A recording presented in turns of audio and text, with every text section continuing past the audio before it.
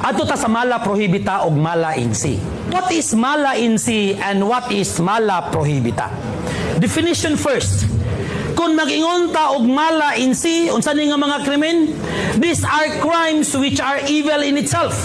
These are crimes that are inherently evil. In other words, morning mga krimen nga daotan nagidaan sa una pa. Even before ato pang mga karaan pa, krimen nagidaan. So may mga example, murder, rape, unsa man po di ay ning mala prohibita. Kining mala prohibita, these are crimes which are considered crime because the government said that they are crimes.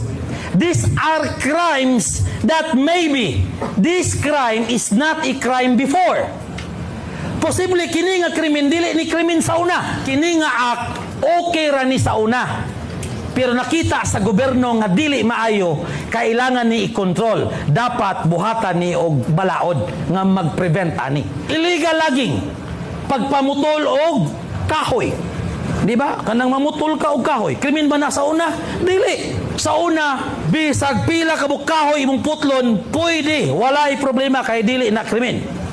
Mao nang nakita sa gobyerno nga, uy, kung mamutol di ka og kahoy, that will somehow affect the environment. It can cause flooding. Mao nang giprohibit sa gobyerno. Sa una dili.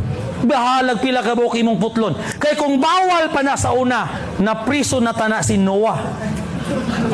Ang sige himo ni Noah. Yati gipang putol ang kahoy. Kay ganun gipang putol ang kahoy. Kay gipadamgo siya nga magbaha.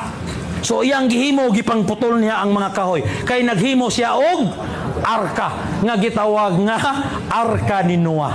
Gipasulod niya ang duha ka parisan. Di ba sa kadang mga hayop ni baha wala? Ni baha. Kay nganong ni baha man?